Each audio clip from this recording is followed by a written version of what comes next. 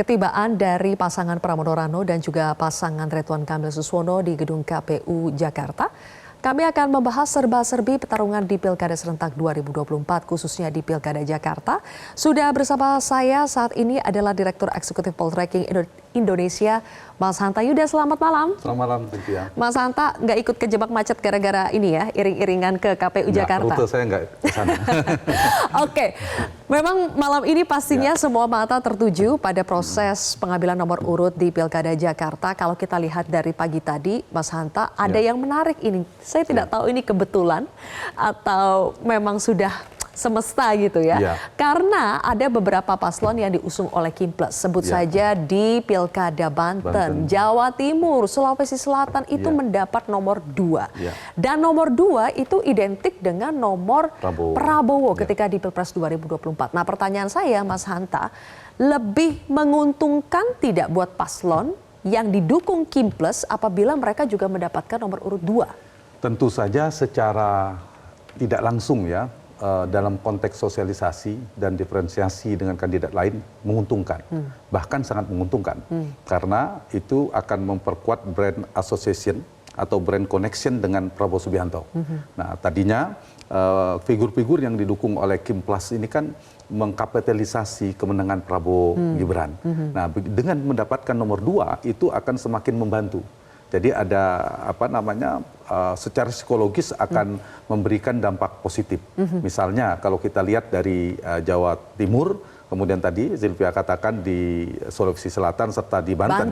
Nah, itu ada simetris. Misalnya Andra Soni itu Kimples ya, kemudian Kofifa juga Kimples. Tetapi itu tidak ada jaminan bahwa otomatis akan sama perolehannya, pemilih Prabowo akan ke sana semua. Belum tentu. Tapi itu menjadi modalitas untuk sosialisasi. Tetap pada pertarungan pilkada, Zilvia, faktor yang paling determinan itu adalah faktor figur. Jadi kekuatan personal branding, isu yang dia gulirkan, kemudian kekuatan program gimmick-gimmick politik yang ditawarkan ke publik, yang menarik, yang mana, dan seterusnya. Nah, karena itu, kalau terkait dengan nomor, itu memberi semacam bantuan. Dia memberikan dampak positif, misalnya dalam konteks diferensiasi. Beda kan, meskipun tidak otomatis bahwa misalnya didukung oleh Kimples yang dapat nomor 1, nomor 3, kemudian peluang kemenangan yang menjadi tertutup. Tidak otomatis. Tapi bahwa ini lebih mudah, itu kan lebih baik lagi. Apalagi untuk Jawa Timur, itu sama dengan Pilpres petanya. Misalnya kalau kita lihat, Bu Lulu ya, Lulu Nurul Hamidah dan Lukman Hakim, itu pasangannya didukung oleh PKB. PKB itu kan partainya nomor 1. Dulu di Pilpres juga nomor 1 capresnya. Kemudian yang kedua, Kimples, yang sudah plus lagi ya, karena ada Nasdem dan PKS sudah mendukung Kofifa, itu nomor 2. Sama partainya kan dengan Prabowo Gibran. Nah, yang ketiga, partainya PD Perjuangan, nomor 3, itu mendukung Risma. Risma hari ini juga nomor 3. Nah, kalau mau lihat Pilpres kemarin, itu paling mirip dengan Jawa Timur. Pasangannya 3, partainya sebagian besar, partai utamanya ya, nomor 1 itu partainya adalah PKB, nomor 2 Gerindra, nomor 3 PD Perjuangan. Itu mirip sama persis. Nah, kalau secara elektabilitas, memang juga Bu Kofifa kebetulan juga elektabilitas tertinggi dari survei terbaru yang kita lakukan.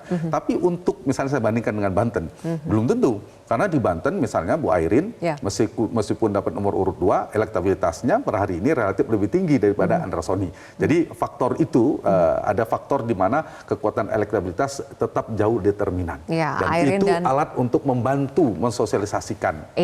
Airin Ade nomor urut 1, Andra Soni Dimiati itu di nomor urut 2. Oke, tapi kan jarak antara Pilpres dengan Pilkada itu jauh ya, Mas Hanta, sudah 9 bulan berlalu.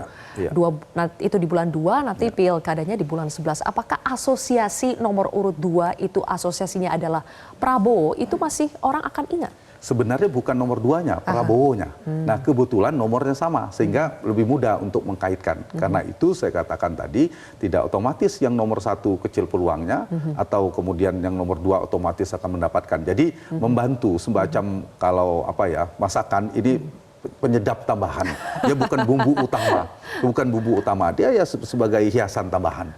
Jadi tidak terlalu, karena kalau kita buka rekam jejak pertarungan atau kontestasi elektoral, nomor berapapun pernah menjadi pemenang. Misalnya Pak Jokowi, periode pertama nomor masih ingat ya, nomor 2 menang Pilpres, salam dua jarinya. Salam dua jari. Di periode kedua nomor 1 menang juga. Ya. Pak Prabowo nomor 2 menang di Pilpres. Mas Anies Baswedan pernah bertarung di Pilkada Jakarta nomor 3. Kemudian Pak SBY pernah menang di pemilu 2024 dengan nomor 4. Jadi nomor 1, nomor 2, nomor 3, 4 itu pernah jadi pemenang.